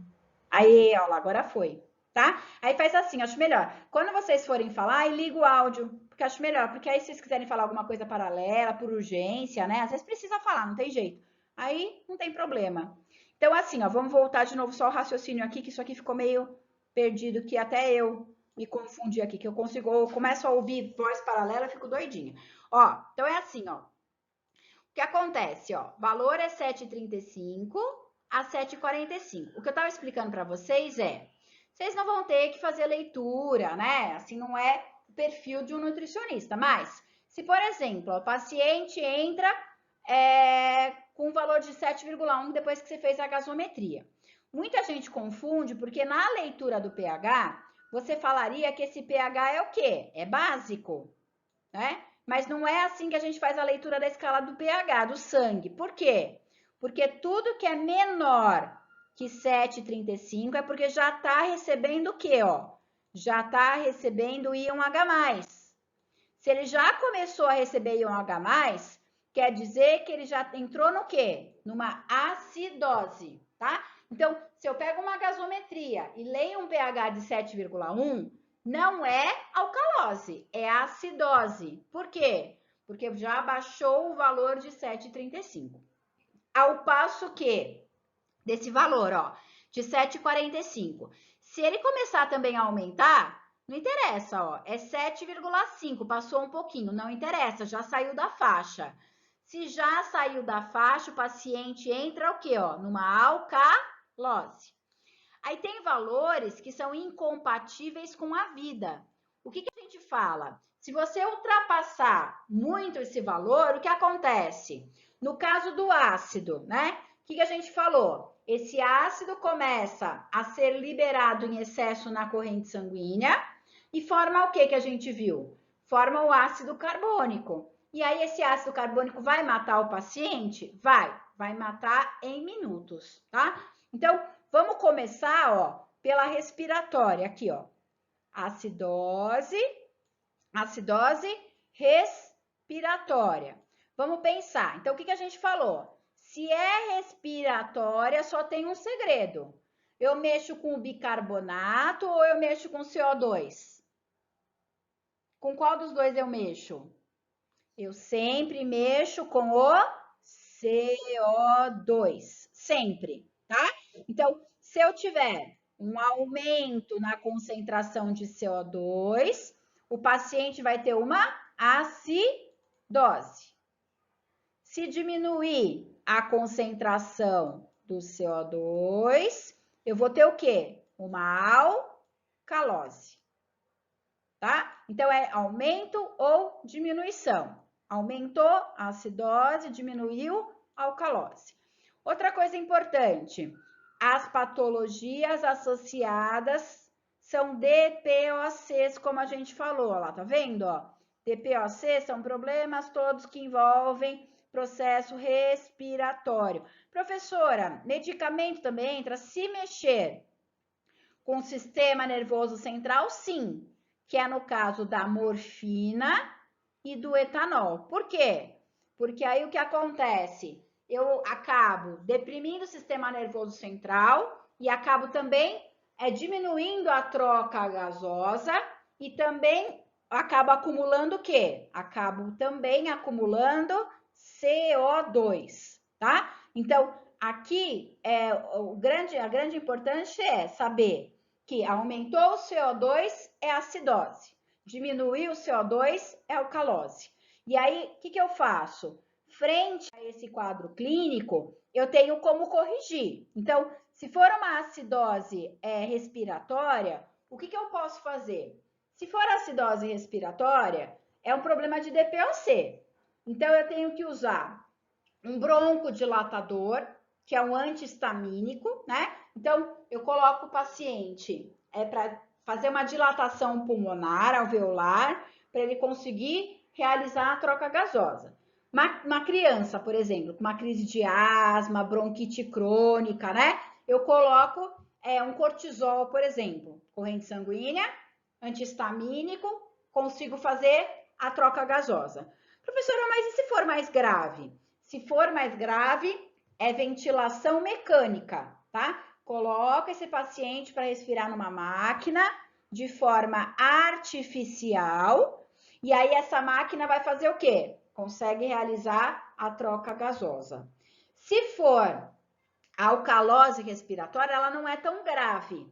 Então, num caso, por exemplo, de crise de ansiedade, acho que vocês já viram aquela cena no avião que a pessoa está respirando num saco de papel, né? O que está acontecendo ali? Ela está respirando num saco de papel porque ela está tendo uma crise de ansiedade, ela está abafando a respiração para reaver o CO2 que ela está perdendo, porque ela está respirando muito rápido. Então, numa crise aguda de ansiedade, muitas vezes você dá um comprimido, que é um placebo, para entender que o psicológico ela está tomando um medicamento, dá um comprimido que é um placebo, que não tem medicamento ali, porque é só a cabeça dela, e dá para ela respirar num saco de papel para ela reaver o CO2 e ela vai se acalmando, tá? Obviamente, se for a febre que causou a acidose, a alcalose respiratória, aí eu dou qualquer medicamento, né, térmico para baixar essa febre dessa paciente. Então, consigo controlar. Agora, se for metabólica, o que vai ser? É aumento ou diminuição de quem, meninas? Eu mexo agora com CO2? Agora não tem mais alteração do CO2, né? Quem que altera agora? Bicarbonato, tá? Agora eu mexo com bicarbonato. Então, ou aumento da concentração de bicarbonato, que causa o quê? Uma alcalose. Tá vendo? É a base que aumentou, alcalose. Se for diminuição da base, é porque perdeu muita base, aumentou o ácido, é uma acidose. Tá? Então, faço uma concentração. Vejo o bicarbonato diminuído, acidose. Bicarbonato aumentado, alcalose. Metabólica. Aí aqui, ó, pode ser várias coisas, como eu falei para vocês. O carro-chefe aqui de vocês, o que que é? É ADM. Que a gente vai explicar melhor quando a gente vai dar aula de lipólise. Aí eu vou falar tudo sobre isso, mas só para ter uma ideia para vocês entenderem, ó, o que acontece? Diabetes mellitus desregulada, né? O que acontece? O paciente, muitas vezes, ele não fez uso da insulina e ele está muito tempo em jejum. Aí, o que ele vai fazer? Ele vai aumentar as vias hiperglicemiantes, tá? O que são vias hiperglicemiantes? São vias metabólicas que vão aumentar a concentração do quê? Ó? Aumenta a concentração do quê? A concentração de glicose na corrente sanguínea. Por isso que o paciente vai ter um quadro do quê? De hiperglicemia, tá? Então, vai aumentar o nível de glicose na corrente sanguínea. E aí, ele vai pedir ajuda de quem? Dos lipídios. Aí, ele vai ter quebra do lipídio, que a gente chama de lipólise. Ao quebrar lipídios, ele forma muito o quê? Ácidos graxos. Esses ácidos graxos, eles se transformam em acetil-CoA, e aí desse acetil-CoA que vai formar corpos cetônicos, tá? Mas fiquem tranquilas que quando a gente estudar as vias metabólicas, a gente vai ver isso melhor. Só para vocês entenderem agora no geral, tá? Então, paciente diabético não fez uso da insulina ou está muito tempo sem comer. O que acontece? Ele desregula a diabetes. Aumenta a hiperglicemia, que aumenta a lipólise, aumenta ácido graxo, aumenta a produção de acetil-CoA. Acetil-CoA ativa a cetogênese. Começa aumento na produção do quê? Desses corpos cetônicos. Se essa acetona tiver em excesso, vai para a corrente sanguínea e gera o quê? Cetoacidose diabética. Mata o paciente por excesso de ácido na corrente sanguínea. Tudo bem aqui, meninas? Ficou claro? Oi, pode falar.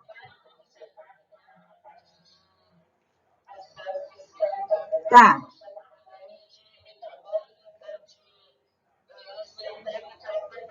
isso.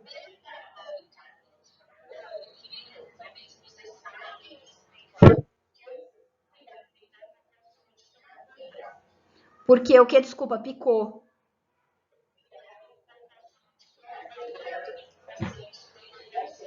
O carboidrato, ele é um grande vilão.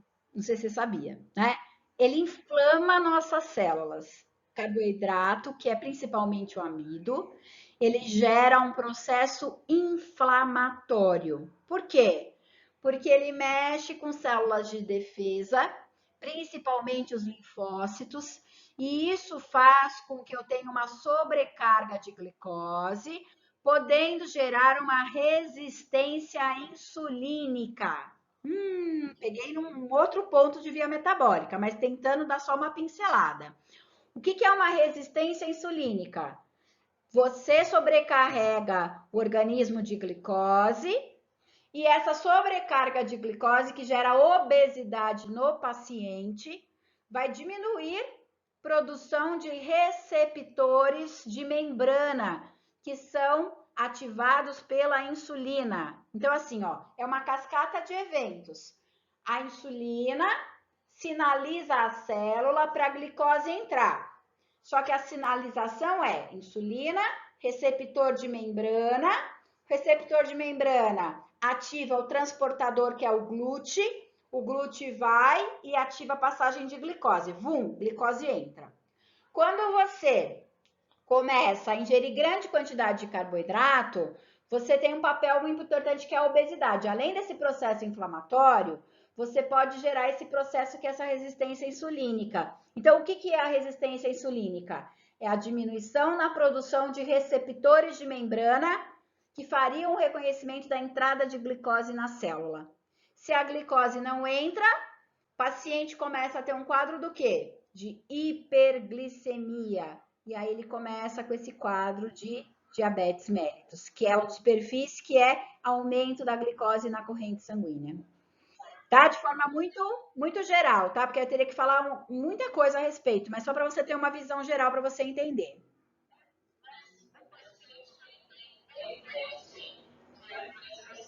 Tá, tá.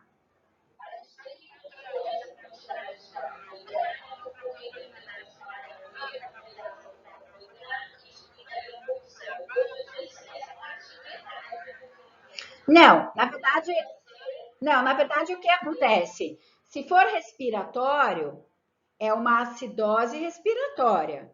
Se for diabetes, é uma acidose metabólica. Então, assim, eu tenho até a mista, mas a mista, o que acontece? Vamos pegar um paciente diabético que teve uma parada respiratória, tá? Aí, o que pode ter acontecido? Na parada respiratória, acumulou CO2, e como é paciente diabético, o que aconteceu? Acumulou corpos cetônicos. Aí juntou a fome com a vontade de comer, né? Por quê? Ele teve o que a gente chama de acidose mista. Foram duas patologias ao mesmo tempo que ferraram ele. Mas o carboidrato, diretamente falando, ele não tem nada relacionado à acidose respiratória. Nada. Não. Por quê? Se for acidose respiratória, é problemas respiratórios. É qualquer problema que interrompa a troca gasosa. Aí eu não estou correlacionando nada em relação ao carboidrato. Eu correlaciono o carboidrato com o quê? Com a acidose metabólica. Porque aí eu chego na quem? Eu chego na diabetes mellitus, entende? Acho que já acabou também, tá finalzinho. Mas já tá. Não, mas a gente está terminando, porque a gente começou, era 45, né? Eu só vou finalizar aqui rapidinho. Aí, o que eu faço? Tá, ó, eu salvo a aula e coloco o link no YouTube depois para vocês assistirem, tá bom, Jô? Tá bom, então, beijo, nada, tchau, tchau. Então, ó, só para a gente encerrar, meninas, que a gente realmente já está dando o tempinho, ó. Então, se eu tenho acidose metabólica ou respiratória, qual que envolve o diabetes mellitus? É só a acidose. Por quê? Porque tem a liberação dos corpos cetônicos, tá? Se for a alcalose metabólica, ela não envolve a diabetes. Por quê? Porque a cetona é ácida, sempre vai gerar acidose. Ela não pode gerar uma substância básica, tá? Mas guardem isso aqui com carinho, que quando a gente chegar em lipólise, vocês vão entender melhor do que a gente está falando, tá? Então, aqui, só para fechar a aula, ó. Aqui, se a alcalose, a gente viu que é crise de ansiedade, né? Ou, o que pode acontecer aqui também? Eu posso fazer uma atividade física e perder muito CO2, né? Então, aqui, se for respiratória, no caso da alcalose, é crise de ansiedade, ou que a gente falou, uma febre intensa. Aqui é mais fácil de reverter o quadro clínico. E aqui, quando é mista, ó. Quando é mista, o que acontece? O paciente dá azar. Ele já é um paciente diabético e, por exemplo, tem uma parada cardíaca. Aí lascou. Por quê? Porque ele vai acumular CO2, que daria a acidose respiratória, e vai acumular corpos cetônicos, e isso vai dar uma acidose metabólica. Então, ou seja, ele altera a concentração de CO2 e ele altera também a concentração de bicarbonato, tá? Nesse caso, é mais difícil reverter o paciente, por quê? Porque aqui nesse caso, você tem duas patologias que você precisa corrigir a tempo do paciente não ir a óbito. Então, para corrigir a acidose, você pode colocar muitas vezes uma base na corrente sanguínea diluída, sob a forma de cloreto de sódio, de alumínio, para controlar a acidez, tá? Para controlar a alcalinidade, você pode usar um ácido em pequena quantidade, mas o que você tem que fazer a princípio? Para corrigir um distúrbio, corrige primeiro o pH ou a patologia? O que vocês acham? O paciente entrou no pronto atendimento de vocês.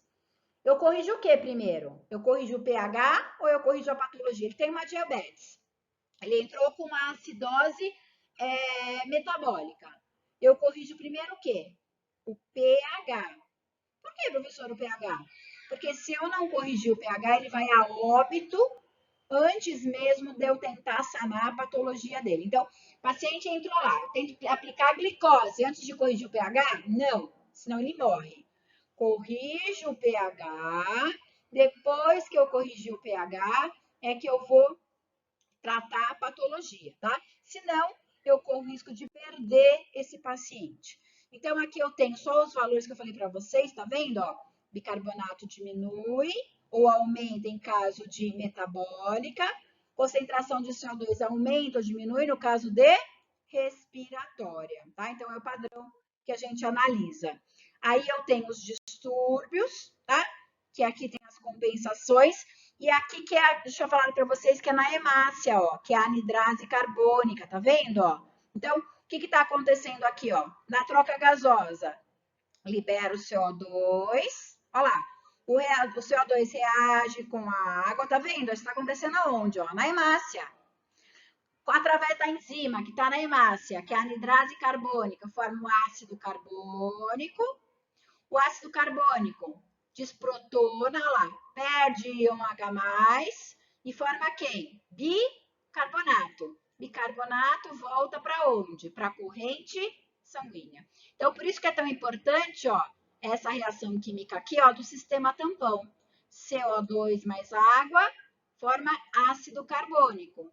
Ácido carbônico desprotona, perde o íon e forma bicarbonato, tá? Essa é a reação química do sistema tampão, que acho que é uma das reações mais importantes que vocês têm que gravar aqui. Aqui é a mesma coisa, controle renal, controle do pH, isso aqui é mais específico, e aqui são só os mecanismos de compensação, que é o respiratório ou renal. Ah, aqui que eu queria mostrar para vocês, estava aqui na frente, ó. Lembra que eu falei da gasometria?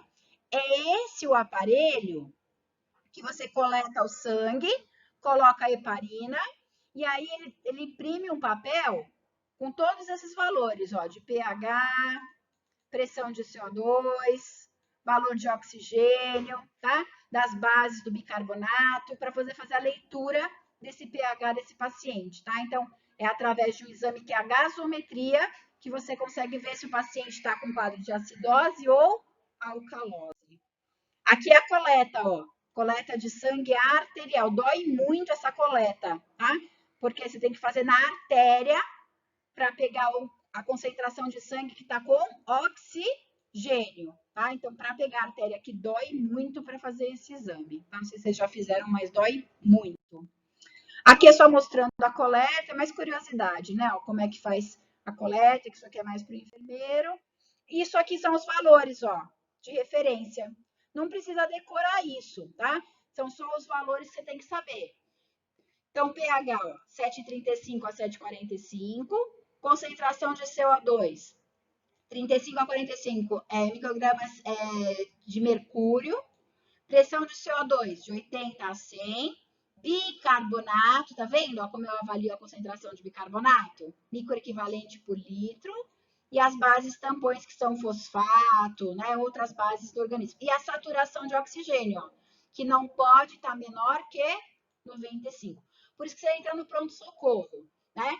Se ele faz o valor de saturação da menor, você já fica internado. Por quê? Porque tem alguma patologia ali que não tá legal, que está levando o paciente para um quadro mais grave. Então, não pode mexer nessa saturação menor que 95. Aí aqui eu tenho alguns casos, depois se vocês quiserem ver, é só para vocês entenderem como é que faz essa gasometria direitinho, que é mais para um enfermeiro. E tem uns casos aqui, ó, só para vocês treinarem, se vocês quiserem, tá? Aqui